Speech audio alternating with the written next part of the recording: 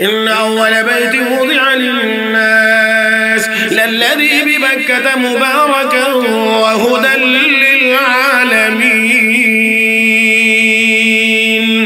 فيه آيات بينات مقام إبراهيم ومن دخله كان آمنا ولله على الناس حج البيت من استطاع إليه سبيلا ومن كفر فإن الله غني عن العالمين এই পৃথিবীর সর্বপ্রথম ঘর মক্কায় অবস্থিত বাইতুল্লাহ। ও মুসলমান, রহমতের নবী চোখের পানি ছেড়ে কাঁদেন আর বলেন, রে মক্কা, তোকে ছেড়ে যাইতে আমার মনে চায় না, কিন্তু তোর বাসিন্দারা আমাকে থাকতে দিল না, এই জন্য আল্লাহর নির্দেশে আমি মক্কা ছেড়ে চলে যাচ্ছি। সিদ্দিক আকবরকে সাথে নিয়ে আল্লাহর নবী মদিনার দিকে রওনা করলেন। অনেক ঘটনা বহুল এই সফর, 450 কিলোমিটার রাস্তা আমার আপনার নবী অতিক্রম করে যেই দিন মদিনায় গিয়ে প্রবেশ করলেন, যেই দিন মদিনায় প্রবেশ করবেন আমার বন্ধুরা, ওই দিন মদিনার মুসলমান সকলের মধ্যে আনন্দ। আল্লাহু আকবার কান কান। আমার ভাইয়েরা নবীকে পাইয়া আনন্দিত। মদিনার সর্বস্তরের মানুষ, পুরুষ মহিলা, আবার বৃদ্ধ বনিতা সবাই আনন্দিত। আমার ভাইয়েরা, আমার বন্ধুরা, ছোট ছোট বাচ্চাগুলো পর্যন্ত আনন্দিত। আমার আপনার নবী, বিশ্ব নবীকে বরণ করে নেওয়ার জন্য সবাই এগিয়ে এসেছে। ছোট ছোট বাচ্চাগুলো আমার নবীর শানে কবিতা পড়ে, তলা আল বাদরু আলাইনা মিন সানিয়াতিল বিদাই ওয়াজাবা শুকরু আলাইনা মা দাআ লিল্লাহি দাঈ। আমাদের উপর পূর্ণিমার চাঁদ উদয় হয়েছে। আল্লাহু আকবার। আমার ভাইরা, আমার বন্ধুরা, রহমতের নবী এবার ওই বাচ্চাদেরকে ডেকে বলেন, রে মদিনার বাচ্চারা, মদিনার সন্তানেরা, তোরাও কি একদিন আমাকে এই পাগল পাগল বলে তাড়া করবে? তোরাও কি একদিন আমার রাস্তায় কাটা দিয়ে রাখবে? তোরাও কি একদিন আমাকে মদিনা থেকে বের করে দিবে? রাহমাতুল লিল আলামিনের এই কথা শুনে মদিনার ওই ছোট ছোট বুঝ বাচ্চাগুলো বলতে শুরু করেছেন, ইয়া রাসূলুল্লাহ, ইয়া হাবিবাল্লাহ, না না না, আমরা আপনাকে দাওয়াত করে এনেছি, সম্মান করে এনেছি, আপনার সম্মান ঠিক রাখবো। আপনাকে আপনার সম্মান ঠিক রাখতে গিয়ে যদি আমাদের জীবন দেওয়ার দরকার হয়, নবী গো, নবী গো, আমরা জীবন দেব, কিন্তু আপনার ইজ্জত নষ্ট হতে দেওয়া হবে না। আমার ভাইরা, আমার বন্ধুরা, আল্লাহর হাবিব রাহমাতুল লিল আলামিন মদিনায় গেলেন। মক্কা থেকে নবী রাতের অন্ধকারে আল্লাহর নির্দেশে হিজরত করে মদিনায় গেলেন। মদিনায় যাওয়া মাত্রই আমার আপনার নবীকে মহান আল্লাহ ছোট্ট একটি দেশের রাষ্ট্রপ্রধান বানায়া দিয়েছেন। নবীজি ওই মদিনায় ছিলেন, কিন্তু তারপরেও মক্কার কাফের বেঈমানেরা আমার আপনার নবীকে আরামে নিরাপদে শান্তিতে থাকতে দিতে চায় না। একের পর এক যুদ্ধ চলছে চলছে চলছে। ও মুসলমান, আল্লাহর নবী এইভাবে করে আরো 7 বছর অতিক্রম করার পরে 8 নম্বর বছরে আমার আপনার নবী 10,000 সৈনিক নিয়ে মক্কায় অভিযান চালাইলেন। মক্কায় অভিযান চালাইলেন। আমার ভাইরা, বিশ্ব নবী রাহমাতুল লিল আলামিন 10,000 সৈনিক নিয়ে মক্কায় আসলেন। আমার বন্ধুরা, এক প্রকার বিনা যুদ্ধে আল্লাহর হাবিব মক্কা বিজয় করলেন। কাফের বেঈমানরা পরাজিত হয়েছে। মহান আল্লাহ বিজয়ের মালা আমার আপনার নবীর গলায় পরিধান করায়া দিয়েছেন। এবারে আসেন, আপনাদেরকে নিয়ে যাই একেবারে আসল জায়গায়। বন্ধুরা, নবী মদিনায় গেলেন। 7 বছর অতিক্রম করে 8 নম্বর বছরে নবী মদিনা মক্কায় আবার বিজয়ী হয়ে প্রবেশ করলেন। আমার বন্ধুরা, রাহমাতুল লিল আলামিন বিজয়ী, কাফের বেঈমানরা পরাজিত। আর এমন একটি সময়ে মক্কার কাফের বেঈমানেরা বিশেষ করে লিডার শ্রেণী যারা তারা থর করে কাঁপতে আছে। আমরা যে নির্যাতন মুহাম্মদকে করেছি, আজকে তো মুহাম্মদ বিজয়ী, আমরা পরাজিত। না জানি আজকে আমাদের সাথে কেমন ব্যবহার হয়, না জানি আমাদের সাথে কি আচরণ হয়। ওই মক্কার কাফের বেঈমানেরা ভয়ে কাঁপতেছিল। বিশ্বনবী রাহমাতুল লিল আলামিন তাদেরকে গিয়ে জিজ্ঞেস করলেন, ও মক্কার কাফের বেঈমানেরা, ও নেতারা, লিডারেরা, আজকে তোমরা আমার কাছ থেকে কেমন ব্যবহার আশা করো? ও মুসলমান, খেয়াল করি আমরা, জিজ্ঞেস করে কেমন ব্যবহার আশা করো? মক্কার কাফের বেঈমানেরা কয়, ও মুহাম্মদ, একজন ভদ্র বাবার ভদ্র সন্তানের ভদ্র আচরণ আজকে তোমার কাছ থেকে আমরা আশা করি। যেমন ইউসুফ আলাইহিস সালামের ভাইরা নির্যাতিত হয়েও ইউসুফ আলাইহিস সালাম নির্যাতিত হয়েও জালেম ভাইদেরকে ক্ষমা করে দিয়েছিলেন, যেমন সুন্দর ব্যবহার করেছিলেন, আজকে আমরাও তোমার কাছ থেকে এমন ব্যবহার আশা করি।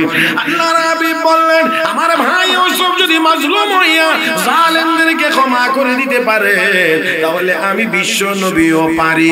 আল্লাহর নবী হাতে গোনা কয়েকজন কাফের বেঈমানকে বাদ দিয়ে আমার নবী ঘোষণা দিলেন, মক্কার কাফের বেঈমানেরা, আমি প্রতিশোধ নেওয়ার জন্য দুনিয়াতে আগমন করি নাই, প্রতিশোধের শিক্ষা নিয়ে আমি আসি নাই। এ মক্কার মানুষ, আমি বিশ্ব নবী ক্ষমার আদর্শ নিয়ে এসেছি, ক্ষমা করে দেওয়ার আদর্শ নিয়ে এসেছি। অতএব ব্যক্তিগতভাবে আমি আমলার কোনো প্রতিশোধ নিলাম না। মক্কার লোকেরা নিঃশর্তভাবে আমি সবাইকে মাফ করে দিলাম। আল্লাহ হাবিব চিহ্নিত কয়েকজন মাত্র কাফেরকে বাদ দিয়ে সবাইকে নবী ক্ষমা করে দিলেন। আমার ভাইরা, আমার বন্ধুরা, সব অন্যান্য কাজকর্ম শেষ করে এবার আমার আপনার নবী, রহমতের নবী, এবার গেলেন কাবা ঘরে। কাবা ঘরে আপনাদের কি চাবির কথা মনে আছে না ভুলে গেছেন? এবার নবী গেলেন কাবা ঘরে, চাবি নেবেন, চাবি নিয়ে তো ভিতরে ঢুকবেন। চাবি তখনও ওসমান ইবনে তলহার হাতে আছে। ওই যার কাছে নবী চাবি চেয়েছিলেন, আজকে পর্যন্ত তার কাছেই চাবি আছে। আল্লাহ নবী এবার কাবা ঘরে প্রবেশ করবেন। বিশ্ব নবী রাহমাতুল লিল আলামিন নবী মুহাম্মদুর রাসূলুল্লাহ সাল্লাল্লাহু আলাইহি ওয়াসাল্লাম গিয়ে বললেন, হে ওসমান, চাবি দাও। আসেননি আপনারা? ওসমান চাবি দাও, ওসমান চাবি দেয় না। আবার নবী বললেন, ওসমান চাবি দাও, দেয় না। একবার নয়, ওসমান ভয়ে চলে গেছে কাবার ছাদের উপরে। হযরত আলী কাররামাল্লাহু ওয়াজহু ডাক দিয়ে কয়, ওই নিচে আয়, নাকি আমি আসব? কথা বুঝেন না? হযরত আলী তো গরম, তেজস্বী। হযরত আলী বলেন, আয়, নাকি আমি আসবো? আমার ভাইয়েরা, ওসমান ইবনে তলহাকে নবী আবার বলছেন, ও ওসমান চাবি দাও।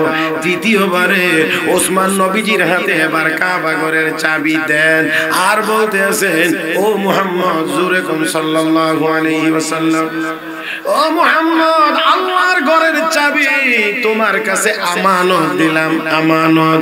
বিশ্ব নবী রাহমাতুল লিল আলামিন চাবি নিলেন, অতঃপর গিয়ে তালা খুললেন, কাবা ঘরের ভিতরে প্রবেশ করলেন।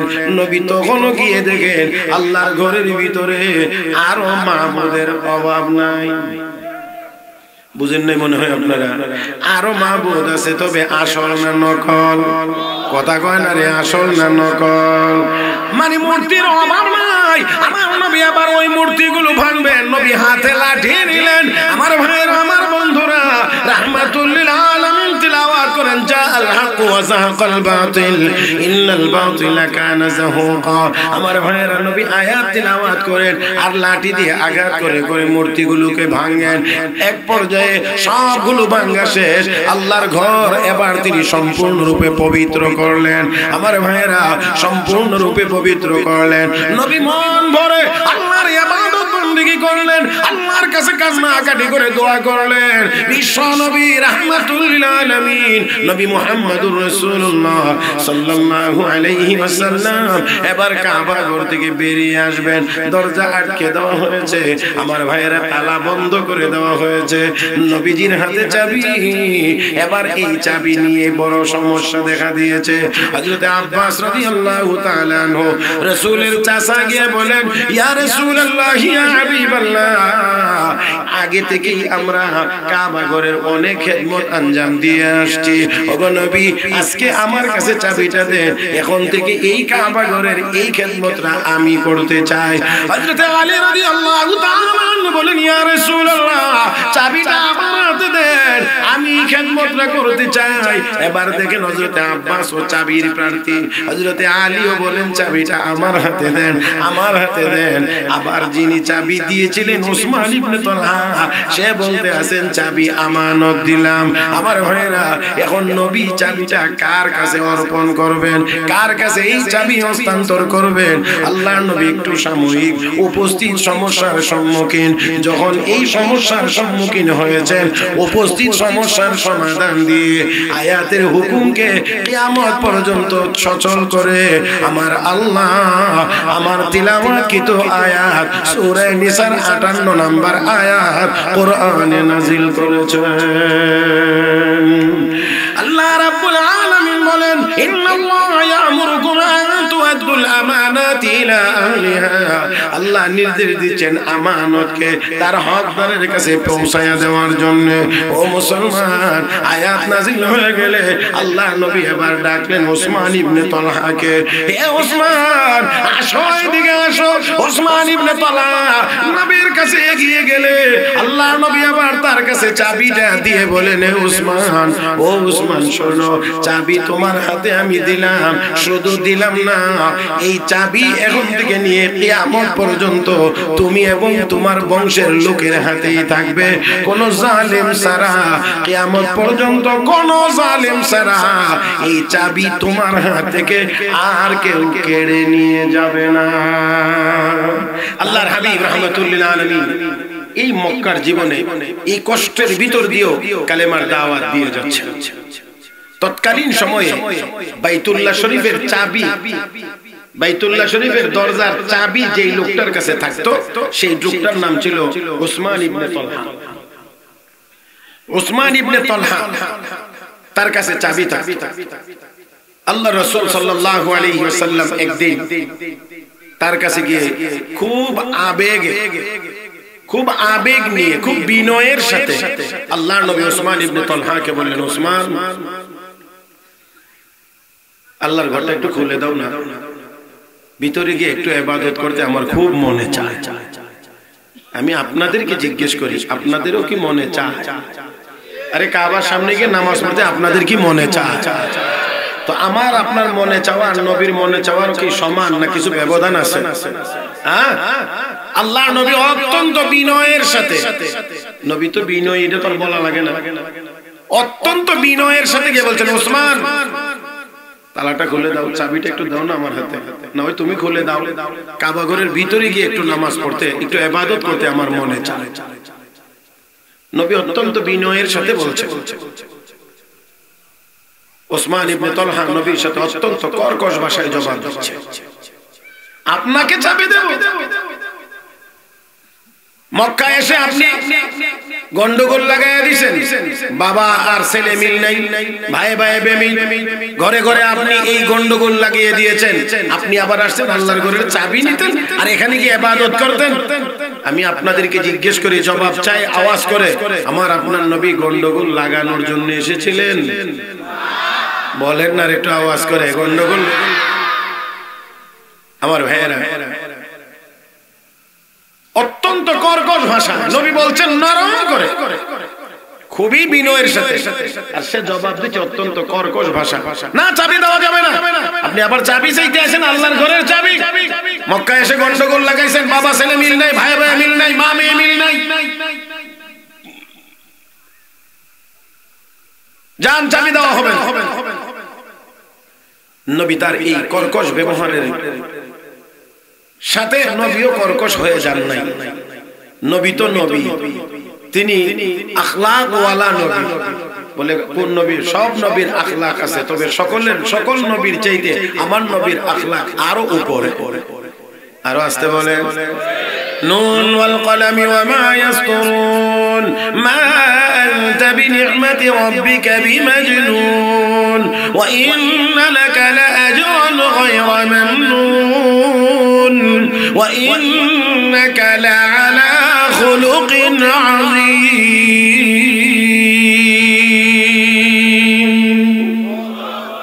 বলেন যদি আরেকটু জোরে কোন। তো আমার আপনার নবীর চরিত্রের সার্টিফিকেট কে দিয়েছেন? নবী ডাক দেখো ওসমান, এত বিনয়ের সাথে তোমার কাছে চাবি চাইলাম, আল্লাহর ঘরের ভিতরে গিয়ে একটু ইবাদত করতে মনে চায়, চাবি দিলে না, অত্যন্ত কর্কশ ভাষায় আমার সাথে কথা বললে। হে ওসমান, ওই দিন তোমার কাছে কেমন লাগবে যেই দিন এই কাবা ঘরের চাবি আমি বিশ্ব নবীর হাতে তুমি দেখতে পাবে। আল্লাহ, আপনারা কি আসেননি মাঠে না নাই? নবী কি বলছেন? কেমন লাগবে ওই দিন যেই দিন এই কাবা ঘরের চাবিটা আমার হাতে তুমি দেখতে পাবে, আর আমি যাকে ইচ্ছা তার হাতে আমি চাবি অর্পণ করব। ওই দিন তোমার কাছে কেমন লাগবে? ওসমান ইবনে তালহা এবার নবীকে ডাক দিয়ে বলছেন, আপনার কাছে কি ঘরের চাবি যাবে? বলে হ্যাঁ। তাহলে কি ওই দিন কুরাইশ বংশের লোকেরা অপমানিত হবে? আমার নবী বলেন, কেন আমার কাছে চাবি গেলে কুরাইশ বংশের লোকেরা কেন অপমানিত হবে? আমি বিশ্ব নবীর কাছে যেদিন চাবি যাবে ওই দিন তো কুরাইশ বংশের লোকেরা সবচেয়ে বেশি সম্মানী হবে। কথা কয় না? আরো জোরে কান। সম্মানী হবে।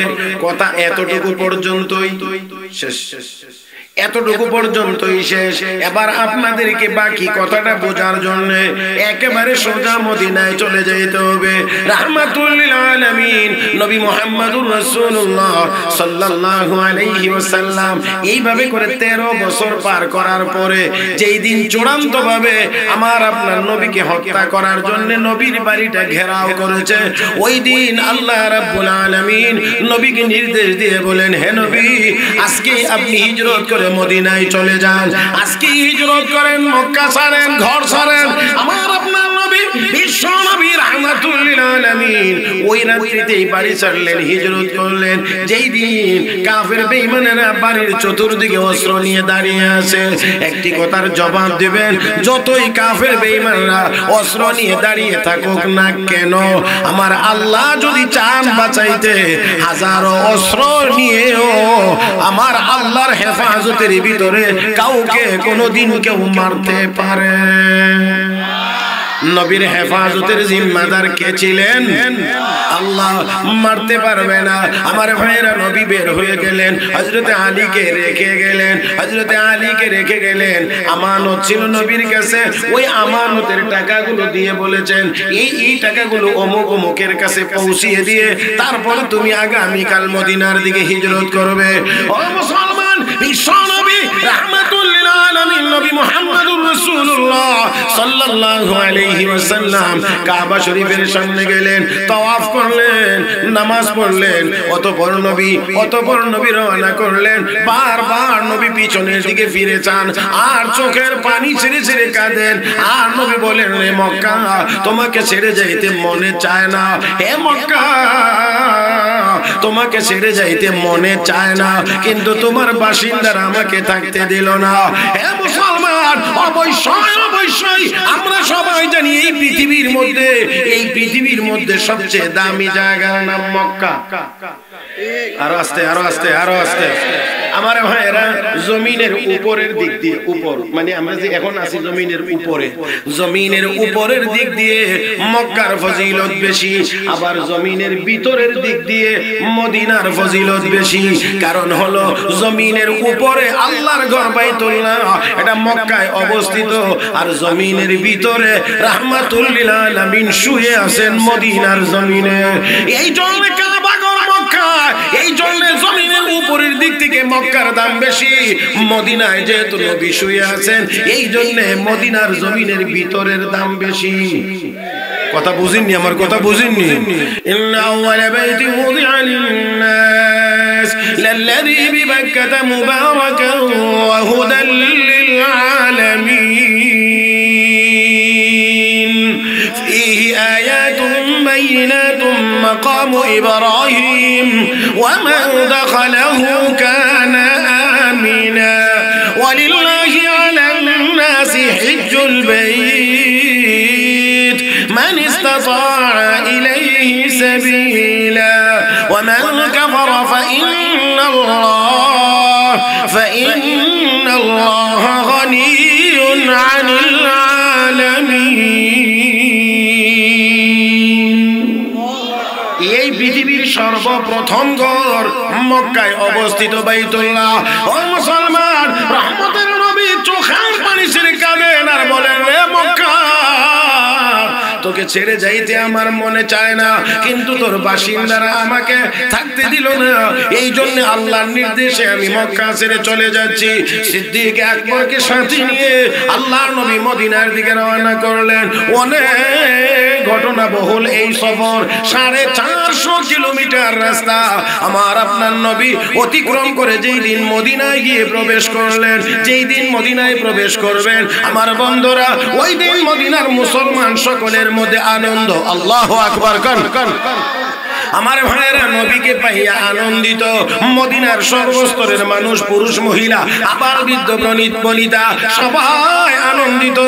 আমার ভাইয়েরা, আমার বন্ধুরা, ছোট ছোট বাচ্চাগুলো পর্যন্ত আনন্দিত।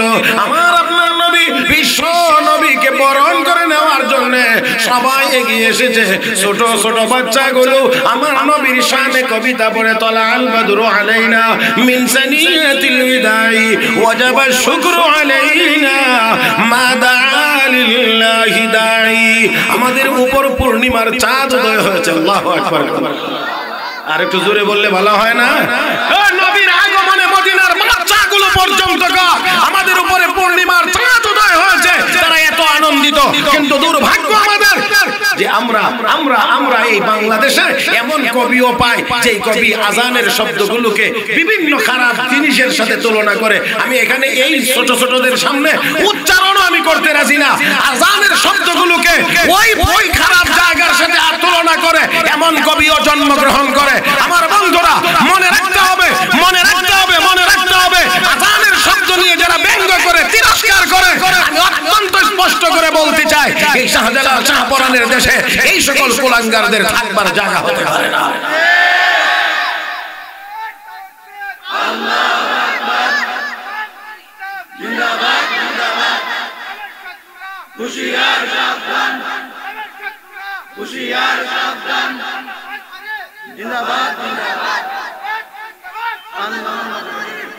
মাশাআল্লাহ, এই মরা আওয়াজের এই স্লোগানের দরকার নেই। স্লোগান যদি স্লোগানের মতো না হয় তাহলে এটার দরকারটা কি? আমার ভাইয়েরা, এতগুলো মানুষ আল্লাহু আকবার বলছেন, বোঝা যায় আপনারা বাপ সাবে যে 2-4 মাসের ভিতরে কোনো খানিও নিয়ে আসে না। এইরকম ভূতা শ্রোতা নিয়ে আমার পক্ষে ওয়াজ করা অনেকটা কঠিন। এই জন্য আমার অনুরোধ থাকবে, আল্লাহু আকবার বলতে কারো কোনো আপত্তি আছে নাকি? না, নাটাও তো যে বলছেন এটাও যেন জোর করে বলছেন আর কি। আবারও বলছি, আল্লাহু আকবার বলতে কোনো আপত্তি আছে?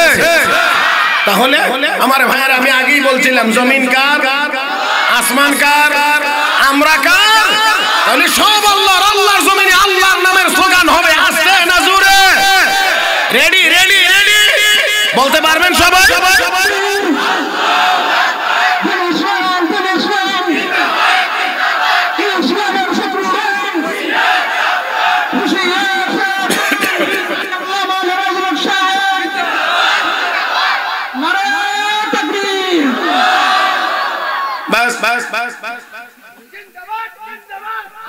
বাস বাস বাস, আমার দিক।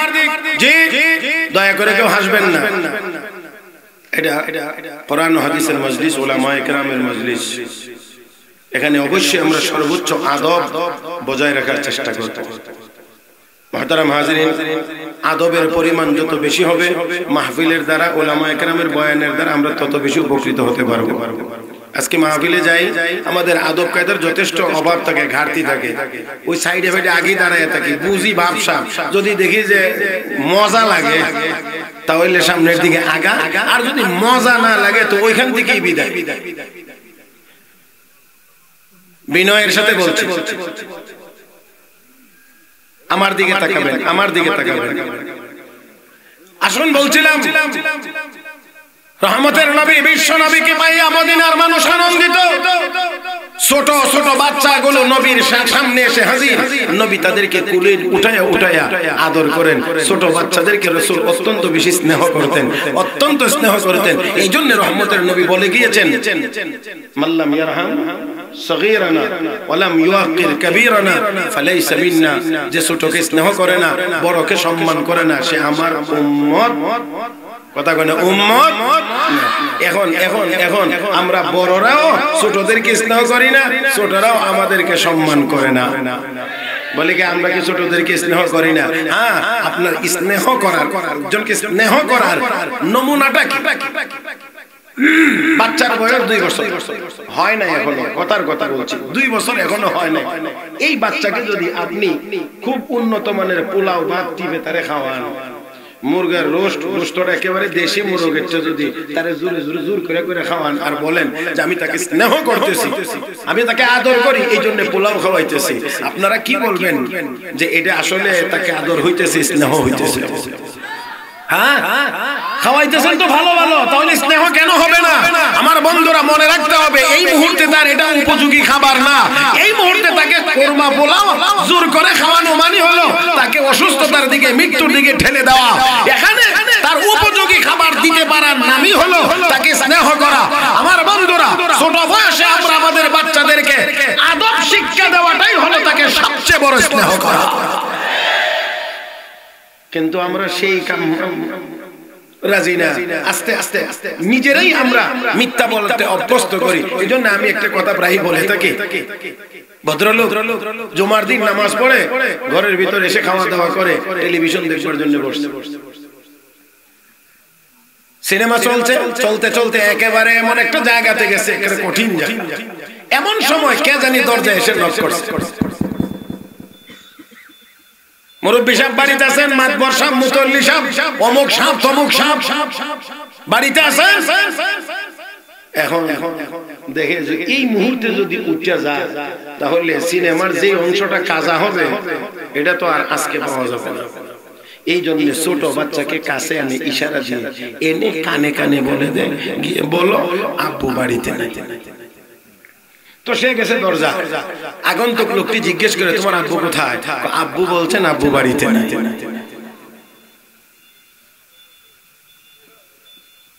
আল্লাহ আমাদের সবাইকে সহি বুঝ দান করুন, সবাই বলি আমিন। আমি আপনাদেরকে জিজ্ঞেস করি কি শিক্ষা দেওয়া হচ্ছে? এই যে শিক্ষা দেওয়া হচ্ছে, কি শিক্ষা দেওয়া হচ্ছে? আর এখন তো শুনি ব্যাঙ্গের ডাকও বলে শিক্ষা দেওয়া হয়। ব্যাঙ্গে কেমনে ডাকে এটাও নাকি শিক্ষা দেওয়া হয়? এটা কি মানুষ বানাইবার শিক্ষা না ব্যাঙ্গ বানানোর শিক্ষা, তাও বুঝতেছি না। মুহতারাম হাজিরিন, মুহতারাম হাজিরিন, জানি না এই কথাগুলো কতটুকু পরিমাণ সত্য। যদি সত্য হয় তাহলে এটা অবশ্যই অবশ্যই অবশ্যই মুসলমানদের জন্য বেদনার কারণ, বেদনার কারণ, বেদনার কারণ। আমার ভাইয়েরা, আমার বন্ধুরা, আবার শুনি যে না এটা মিথ্যা, অপপ্রচার। অপপ্রচার যদি হয়ে থাকে, মিথ্যা যদি হয়ে থাকে, তাহলে অবশ্যই অবশ্যই এখানে আমাদের কোনো কথা নাই। যারা এরকম মিথ্যা ছড়াইছে যদি ধরা সম্ভব হয় তাহলে তাদেরকে ধরেও শাস্তি দেওয়া যাবে। আর যদি আমি বলছি না কথাটা, বরুণার হযরত বলছেন, আমি সেই কথাটা আপনাদেরকে শোনায়া দিচ্ছি। বরুণার হযরত বলছেন যে যদি সামনে যখন পাঠ্যপুস্তক ছাপা হয়ে আমাদের ছেলে মেয়েদের হাতে উঠায়া দেওয়া হবে, তখন যদি দেখা যায় এখানে ব্যঙ্গের ডাক আছে, অমুক তমুক আছে, অন্যান্য আরো খারাপ বিষয়গুলো আছে, তাহলে এই দেশের মুসলমানকে আন্দোলন থেকে বিরত রাখা যাবে না।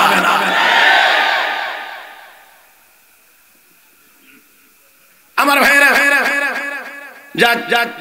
আমার মনে হয় আমি আর একটু দ্রুত সামনের দিকে আগাইতে হবে। সময় আমার কথার চেয়ে সময় আগে চলে, সব সময় ঘড়ির কাঁটা আমাকে ওভারটেক করে ফেলে। বিশ্বনবী রাহমাতুল্লিল আলামিনকে পাইয়া আনন্দিত নবী ছোটদেরকে আদর করে কোলে নেন। একজনকে কোলে নিলে আরেকজন ওঠার জন্য ছটফট করে, তো নবী আগের জনকে নামান, পরের জনকে ওঠান। এইভাবে করে ওঠা নামা চলছে, আদর চলছে, স্নেহ চলছে। এমন সময় বিশ্বনবীর চোখ দিয়ে পানি ঝরনার মতো ছুটে চলেছে, কারণ মনে হয়ে গেছে মক্কার জীবনের নির্যাতনের কথা, যেখানে বয়স্করাও নির্যাতন করেছে, যেখানে ছোটরাও নির্যাতন করেছে। আমার বন্ধুরা, রাসূলের রাস্তায় কাঁটা দিয়ে রাখা হয়েছে। ছোট ছোটরাও নবীকে দেখলে পাগল পাগল বলেছে, পাথর নিক্ষেপ করেছে। আল্লাহর নবীর সেই দৃশ্যের কথা মনে পড়ে গেলে চোখের পানি ছুটে চলেছে। আমার ভাইরা, আমার বন্ধুরা, রহমতের নবী এবার ওই বাচ্চাদেরকে ডেকে বলেন, রে মদিনার বাচ্চারা, মদিনার সন্তানেরা, তোরাও কি একদিন আমাকে এই পাগল পাগল বলে তাড়া করবে? তোরাও কি একদিন আমার রাস্তায় কাঁটা দিয়ে রাখবে? তোরাও কি একদিন আমাকে মদিনা থেকে বের করে দিবে? রাহমাতুল্লিল আলামিনের এই কথা শুনে মদিনার ওই ছোট ছোট বুঝ বাচ্চাগুলো বলতে শুরু করেছেন, ইয়া রাসূলুল্লাহ, ইয়া হাবিবাল্লাহ, না না না, আমরা আপনাকে দাওয়াত করে এনেছি, সম্মান করে এনেছি, আপনার সম্মান ঠিক রাখবো। আপনাকে আপনার সম্মান ঠিক রাখতে গিয়ে যদি আমাদের জীবন দেওয়ার দরকার হয়, নবী গো, নবী গো, আমরা জীবন দেব, কিন্তু আপনার ইজ্জত নষ্ট হতে দেওয়া হবে না। আমার ভাইরা, আমার বন্ধুরা, আল্লাহর হাবিব রাহমাতুল্লিল আলামিন মদিনায় গেলেন। মক্কা থেকে নবী রাতের অন্ধকারে আল্লাহর নির্দেশে হিজরত করে মদিনায় গেলেন। মদিনায় যাওয়া মাত্রই আমার আপনার নবীকে মহান আল্লাহ ছোট্ট একটি দেশের রাষ্ট্রপ্রধান বানায়া দিয়েছেন। নবীজি ওই মদিনায় ছিলেন, কিন্তু তারপরেও মক্কার কাফের বেঈমানেরা আমার আপনার নবীকে আরামে নিরাপদে শান্তিতে থাকতে দিতে চায় না। একের পর এক যুদ্ধ চলছে চলছে চলছে। ও মুসলমান, আল্লাহর নবী এইভাবে করে আরো 7 বছর অতিক্রম করার পরে 8 নম্বর বছরে আমার আপনার নবী 10,000 সৈনিক নিয়ে মক্কায় অভিযান চালাইলেন। মক্কায় অভিযান চালাইলেন। আমার ভাইরা, নবী রাহমাতুল্লিল আলামিন 10,000 সৈনিক নিয়ে মক্কায় আসলেন। আমার বন্ধুরা, এক প্রকার বিনা যুদ্ধে আল্লাহর হাবিব মক্কা বিজয় করলেন। কাফের বেঈমানরা পরাজিত হয়েছে। মহান আল্লাহ বিজয়ের মালা আমার আপনার নবীর গলায় পরিধান করায়া দিয়েছেন। এবারে আসেন, আপনাদেরকে নিয়ে যাই একেবারে আসল জায়গা। বন্ধুরা, নবী মদিনায় গেলেন। 7 বছর অতিক্রম করে 8 নম্বর বছরে নবী মদিনা মক্কায় আবার বিজয়ী হয়ে প্রবেশ করলেন। আমার বন্ধুরা, রাহমাতুল্লিল আলামিন বিজয়ী, কাফের বেঈমানরা পরাজিত। আর এমন একটি সময়ে মক্কার কাফের বেঈমানেরা, বিশেষ করে লিডার শ্রেণী যারা, তারা থর থর থর থর করে কাঁপতে আছে। আমরা যে নির্যাতন মুহাম্মদকে করেছি, আজকে তো মুহাম্মদ বিজয়ী, আমরা পরাজিত। না জানি আজকে আমাদের সাথে কেমন ব্যবহার হয়, না জানি আমাদের সাথে কি আচরণ হয়। ওই মক্কার কাফের বেঈমানেরা ভয়ে কাঁপতেছিল। বিশ্বনবী রাহমাতুল্লিল আলামিন তাদেরকে গিয়ে জিজ্ঞেস করলেন, ও মক্কার কাফের বেঈমানেরা, ও নেতারা, লিডারেরা, আজকে তোমরা আমার কাছ থেকে কেমন ব্যবহার আশা করো? ও মুসলমান, খেয়াল করি আমরা, জিজ্ঞেস করে কেমন ব্যবহার আশা করো?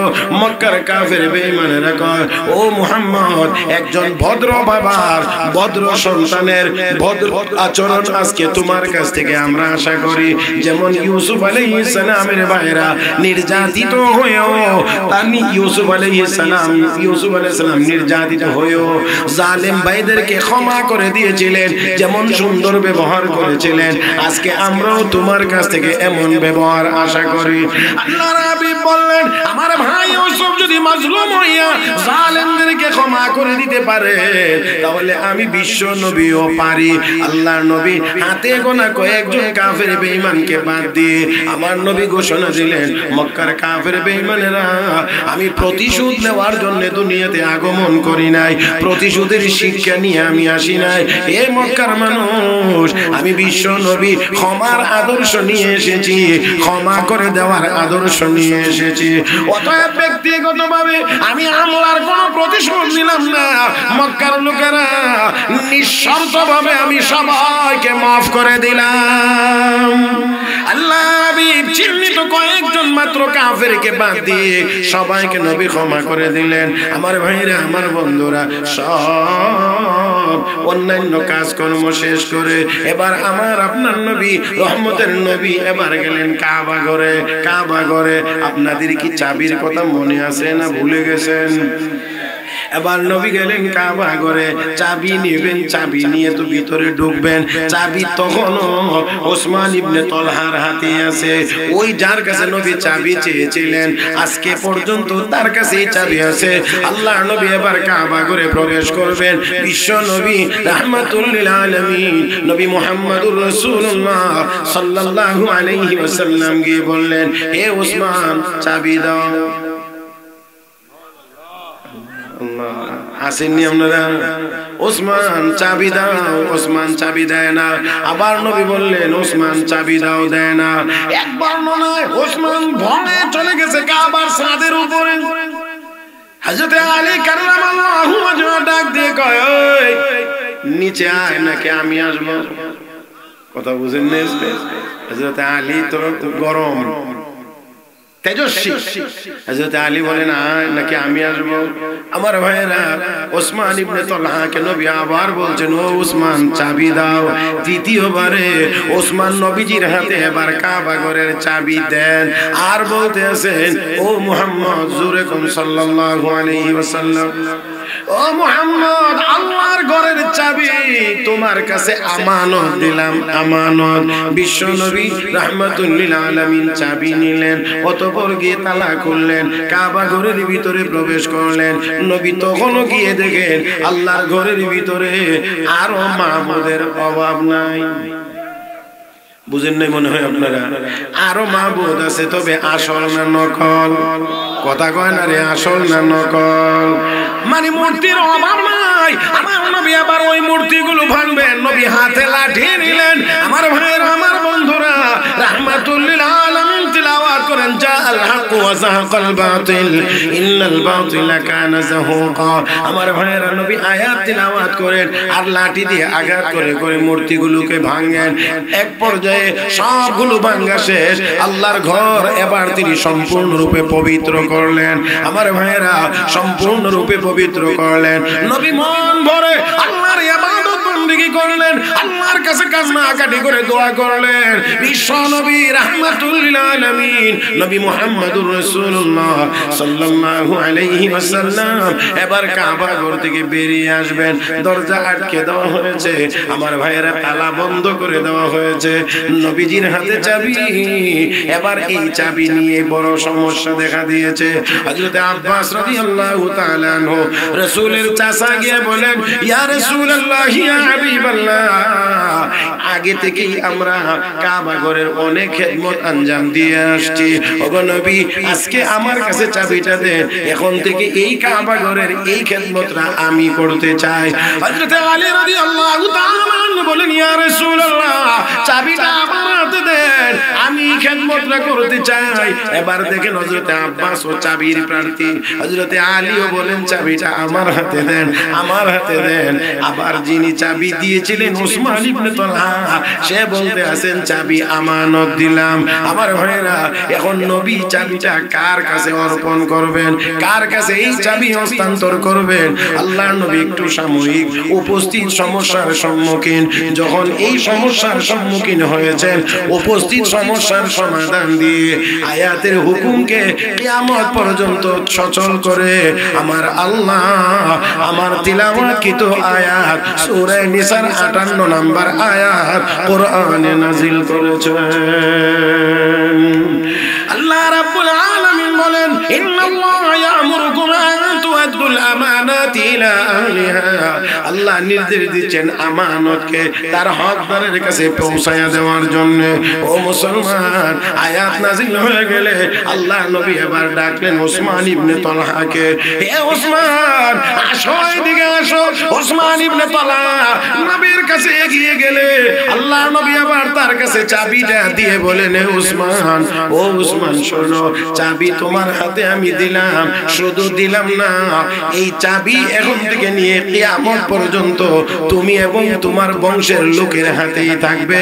কোন জালেম ছাড়া, কিয়ামত পর্যন্ত কোন জালেম ছাড়া এই চাবি তোমার হাত থেকে আর কেউ কেড়ে নিয়ে যাবে না।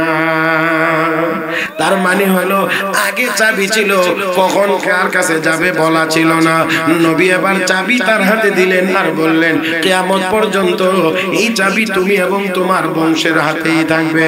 আমার ভাইরা, আমার বাংলারা, কারি তৈয়ব সাহেব রাহমাতুল্লাহি আলাইহি দারুল উলুম দেওবন্দ মাদ্রাসার সুদীর্ঘ 56 বছরের প্রিন্সিপাল আল্লামা কারি তৈয়ব সাহেব রাহমাতুল্লাহি আলাইহি তার খুতবাতের ভিতরে বলেছেন, সৌদি আরবে এই পর্যন্ত কমপক্ষে 20 বার বিপ্লব সংগঠিত হয়েছে, কিন্তু আজও পর্যন্ত ওই কাবা ঘরের চাবি ওসমান ইবনে তালহার বংশের লোকের হাতে আছে,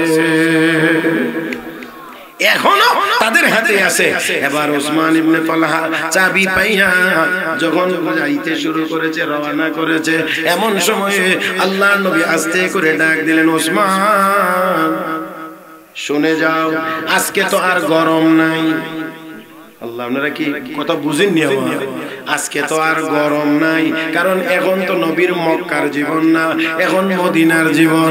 আমার ভাইরা, এখন তো আর নবী মক্কায় সাধারণ নাগরিক না, নবী প্রবেশ করেছেন বিজয়ী হয়ে, তারা পরাজিত।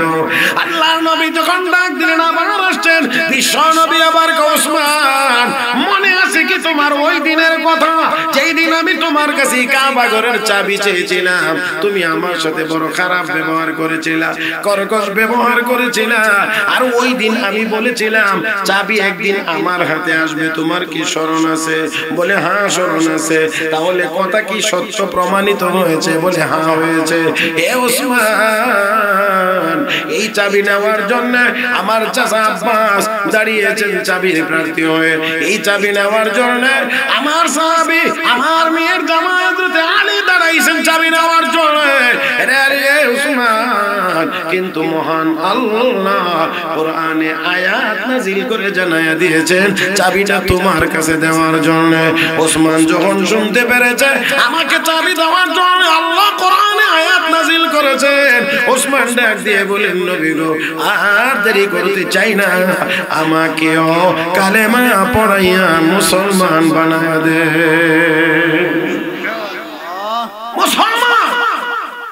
একটু আগে কাফের ছিল, এখন কালেমা পড়ে মুসলমান। মুসলমান হওয়ার পরে ওসমান ইবনে তালহা এবার বলছেন, ইয়া রাসূলুল্লাহ, কি একটা বিশেষ কথা বলতে চাই। বলে কি কথা? যেই দিন ওই যে আপনার সাথে একদিন কথা হয়েছিল আর আপনি বলছিলেন যে চাবি আপনার কাছে যাবে, ওই দিনেই আমার ভিতরে এমন একটা অবস্থা বিরাজ করছিল যে এই ব্যক্তি কখনোই মিথ্যা কথা বলে না, চাবি অবশ্যই তার হাতে একদিন যাবে। এই জন্য আমার মনে চাইছিল যে এই দিন আসার আগে আগেই আমি কালেমা পড়ে মুসলমান হয়ে যায়। কিন্তু নবী, আমার গোষ্ঠীর কিছু ধোঁকাবাজ বাটপারদের জন্য পারি নাই, যখনই ঈমানের কথা খালি উত্থাপন করতাম এমনি তারা আমাকে হুমকি ধমকি দিত, এই জন্য ঈমান আনতে পারি নাই। আর না হয় বিশ্বাস হয়ে গিয়েছিল ওই দিনেই, যেদিন বলছিলেন ওসমান তুমি তোমার কাছে ওই দিন কেমন লাগবে, যেদিন আমার কাছে চাবি আসবে, ওই দিনই আমার বিশ্বাস হয়ে গিয়েছিল চাবি অবশ্যই আপনার হাতে একদিন যাবে। মুহতারাম হাজিরিন, মুহতারাম হাজির, কি কোনো সিগন্যাল আছে নি? জি নিয়ে আসনি? মাশাআল্লাহ। আচ্ছা যাক, আসা পর্যন্ত তো চলবে অবশ্যই, হ্যাঁ। আর নিয়ে আসতে কতক্ষণ লাগে এটা কিন্তু ব্যবহার আছে।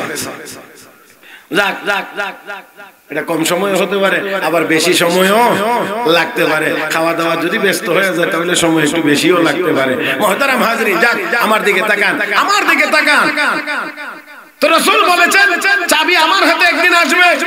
সাহাবী এখন মুসলমান হওয়ার পরে এখন বলতেছেন ইয়া রাসূলুল্লাহ, বিশ্বাস আমার হয়ে গিয়েছিল ওই দিনেই, মনে চাইছিল ওই দিনেই কালেমা পড়ে মুসলমান হয়ে যায়, কিন্তু পারছিলাম না অন্য কারণে। আমার ভাইরা, আমার বন্ধুরা, কাফের বেঈমানেরাও ভালো করে বিশ্বাস করতো যে মুহাম্মদ মিথ্যা কথা বলেন। এই সবাই আওয়াজ করে বলেন, মিথ্যা কথা বলেন। তাহলে আমার নবী মিথ্যা বলেন নাই, মিথ্যা শিক্ষা দেন না। মুহতারাম হাজরিন, এখন আমরা মিথ্যার সাগরের উপরে ভাসতে।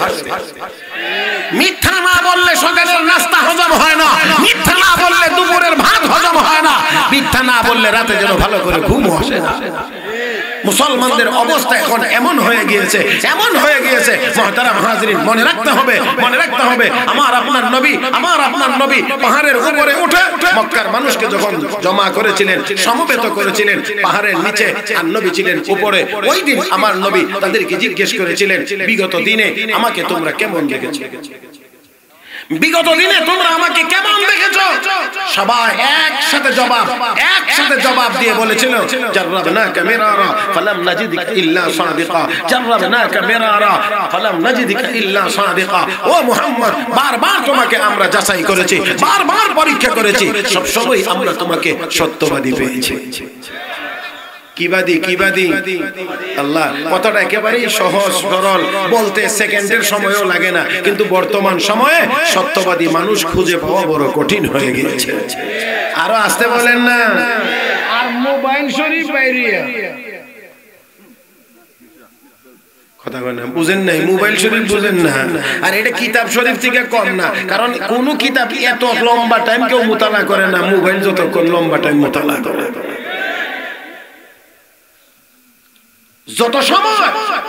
যত সময় আমাদের এই মোবাইলের পিছনে যায়, এতটা সময় না, এর চেয়ে আরো অনেক কম সময় যদি আমরা আল্লাহর ইবাদত বندگی করতাম, আমার বিশ্বাস হয় বর্তমান সময়ের যুবকেরা সবাই আল্লাহর ওলি হয়ে যেত। ঘন্টার পর ঘন্টা, তাও আবার একলা না, জামাতের সাথে।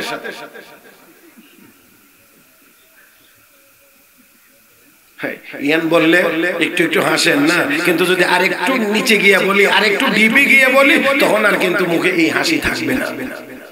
সেজন্য আমি আপনাদেরকে বিনয়ের সাথে অনুরোধ করছি, এই ফোন কানে লাগায়া আছে জগন্নাথ বলতেছে, শুনাম কথা কয় না। শুধু তা না, আমার মসজিদে একদিন এক লোক মসজিদ থেকে বের হয়ে যাওয়ার পথে গেটের কাছাকাছি কোত্থেকে ফোন আসছে, বেটা বলতে আছে, আমি তো এখন খুল না। আমার মসজিদ হলো ঢাকা মুগদা, আর বেটা কয় কি এখানে খালি দেখে খুল না। তখন মুয়াজ্জিন সাহেব ছিল আবার একটু এই দিক থেকে খুব বিয়া মানুষ, স্ট্রং। এই বেচারা শুনছে এই আওয়াজ, শুনে যাইতে একেবারে বেচারা কানের কাছে গিয়ে কয়, ভাই এটা খুলনা না, এটা ঢাকার মুগদা।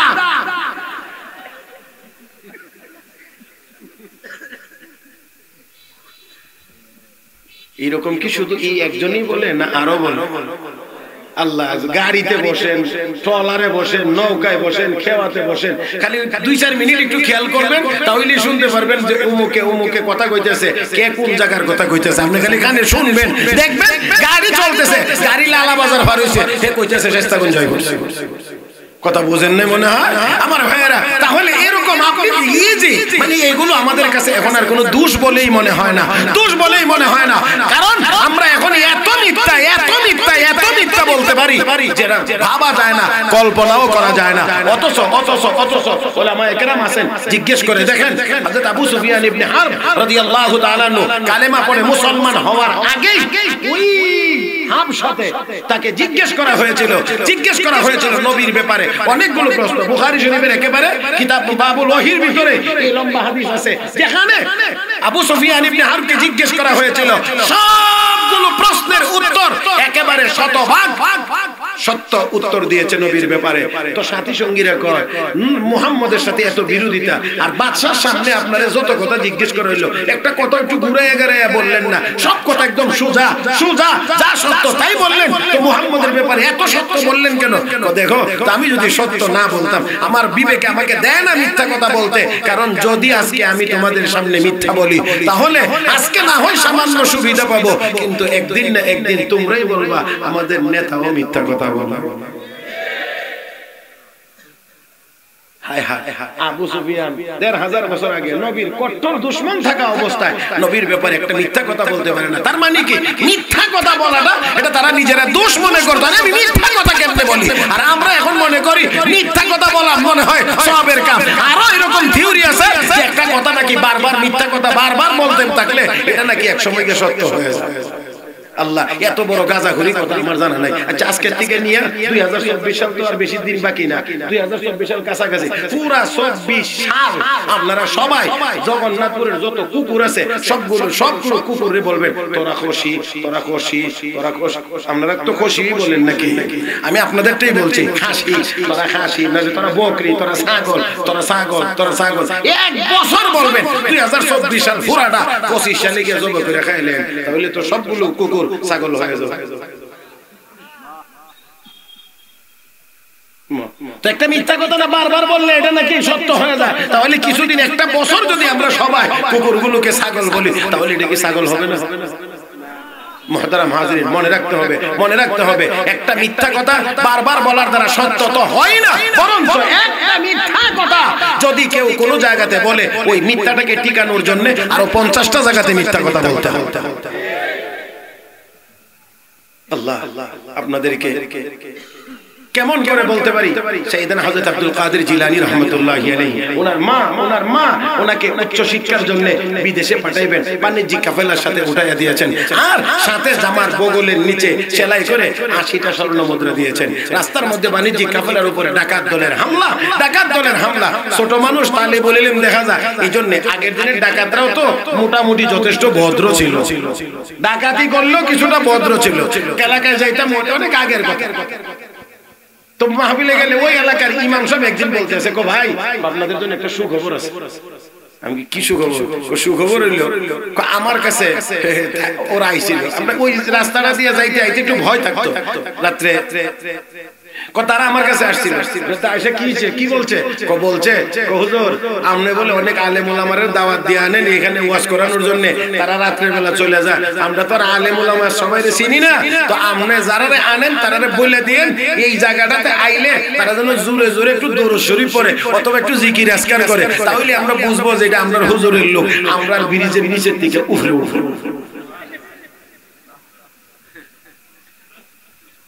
একটা সময় এমন গেছে। আর এখন তো ডাকাত কি আল্লাহ, এর চেয়ে যাদেরকে ভদ্র মনে করি এদের বেয়াদবি তো ওই আগের দিনের ডাকাতের চাইতে আরো বেশি।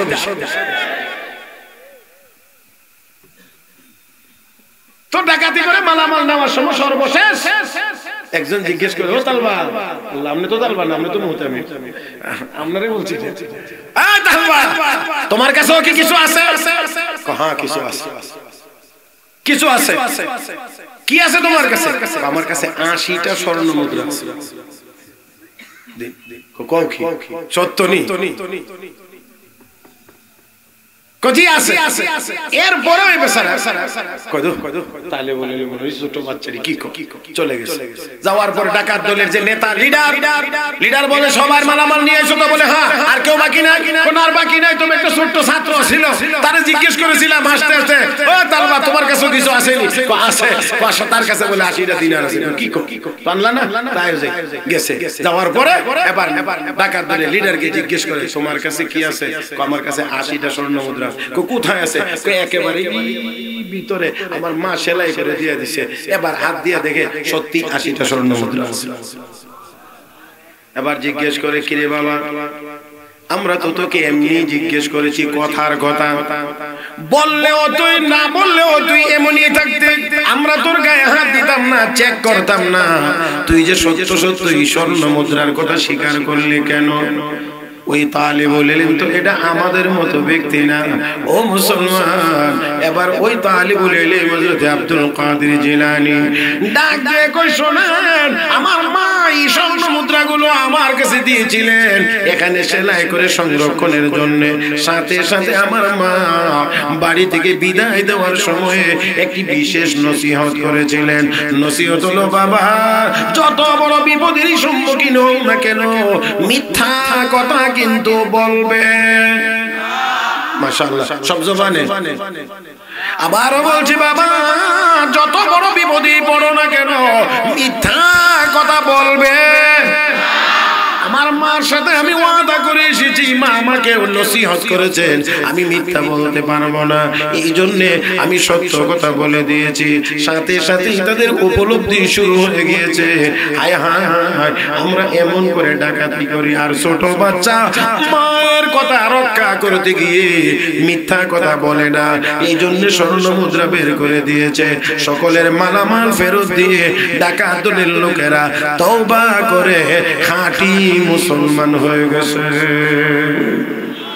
জি বুঝতে পেরেছি। আসো আসো আসো, রাস্তার একটি মাইক ছেড়ে দেওয়া যাবে না। মুহতারাম হাজিরিন আসুন, তাহলে আজকের এই সম্মেলন থেকে আমাদের প্রতিজ্ঞা হোক আমরা বেশি বেশি মিথ্যা কথা বলবো না। যারা বলেন নাই তারা বলবার নিয়ত আছে না, যারা বলেন নাই আবারও বলছি আমরা মিথ্যা বলবো না সত্য বলবো।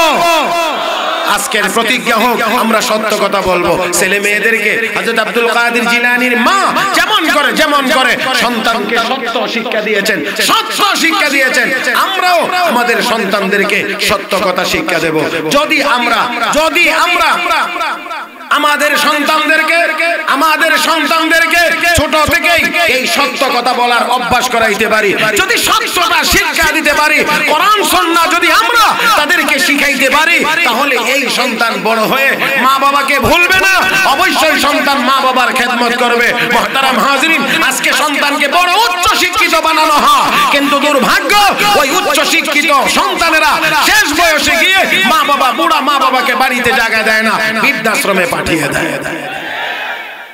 তাই আসো আমরা আমাদের সন্তানদেরকে সঠিক জিনিস শিক্ষা দেই, কারণ এই সন্তান আমার আপনার কাছে আমানত। জোরে কোন ঠিক কিনা? আল্লাহর দেওয়া আমানত, কাজেই তাদেরকে আমরা সঠিক পথে পরিচালনা করা, তাদেরকে সত্যটা শিক্ষা দেওয়া, তাদেরকে সৎ পথে পরিচালনা করা, তাদেরকে কোরআন ও হাদিসের প্রাথমিক ইলম অন্তত পক্ষে তাদেরকে শিক্ষা দেওয়া, এটা আমাদের দায়িত্ব। আর এই দায়িত্ব যদি আমরা পালন করতে পারি, আমরা যদি এই কাজটুকু করতে পারি, তাহলে অবশ্যই আশা করতে পারি সন্তান আমাদেরও খেদমত করবে। আজকে জায়গায় জায়গায় গেলেই তো এই কথা সবাই আমরা শুনি, উলামা একরাম শুনেন। মাওলানা খালেদ সাইফুল্লাহ আইয়ুবী দামাত বারাকাতুহু বিআই আপনি না কি লাগে না মা? ও আচ্ছা বিআই, দেখছেন আমার অত্যন্ত ঘনিষ্ঠ মানুষ। আপনারা কি মনে করছেন উনি এসে বসছে আর আমিও মাইক ছেড়ে দিয়ে চলে যাবো? এটাকে আপনারা আশা করতেছেন না? আমি বুঝতেছি তো আপনারা এই যে কয়েক মিনিট সময় খালি ওই স্টেজে উঠতে যাই যে আপনারা এমনি এমনি করছেন, এই টাইমটা তো আমারটা, আমি এটা ভাই কথা কয় না কেন? তাহলে এখন বসবে, আমি বয়ান করেন। হ্যাঁ কন মাইক তো আমার দখলে, না দিলে জোর করে নিতে পারবে, এটা তো সম্ভব। তাহলে আসেন। ও আল্লাহ, হইছে তো কি যে অবস্থা, আল্লাহ মাফ করুন। আসুন আমি কথা শেষ করে দিচ্ছি, যেহেতু উনি চলে এসেছেন, বসায় রেখে কথা বলবো না। আমি শুধুমাত্র এতটুকুই কথা, আল্লাহ রাব্বুল আলামিন আমাদেরকে আমাদের সন্তানদেরকে যেন আমরা সঠিক মানুষ বানাইতে পারি, সঠিক শিক্ষা যেন দিতে পারি, আমরা যেন তাদেরকে সত্য শিখাইতে পারি। আজকে মিথ্যার ছয়লা, সেই জন্য আসুন ছেলে মেয়েকে আমরা সত্য কথা বলা আমরা শিক্ষা দিই, অভ্যস্ত করি, তাহলে অবশ্যই পরবর্তীতে আপনার সাথে আপনার ছেলে মিথ্যা বলবে না। আজকে তো ছেলে মেয়ে মা বাবার সাথেও মিথ্যা কথা বলে, কথা বলেন না কেন? তাই আসুন আমরা আশা করি সন্তানের কাছ থেকে ভালো কিছু, কিন্তু তাদেরকে আমরা ভালো কিছু দেই না। মুহতারাম হাজিরিন, আল্লাহ রাব্বুল আলামিন আমাদের সবাইকে সত্য বলার, সৎ পথে থাকার, ছেলে মেয়েদেরকে সুশিক্ষায় শিক্ষিত করা, কোরআন হাদিস শেখানো, সত্য বলার অভ্যস্ত করার তৌফিক দান করুন। আমিন ইয়া রাব্বাল আলামিন। সুবহানাকাল্লাহুম্মা বিহামদিক আশহাদু আল লা ইলাহা ইল্লা আনতা আস্তাগফিরুকা ওয়া আতুবু ইলাইক ওয়া আখিরু দাওয়ানা আনিল হামদুলিল্লাহি রাব্বিল আলামিন। ওয়াসসালামু আলাইকুম ওয়া রাহমাতুল্লাহি ওয়া বারাকাতুহু।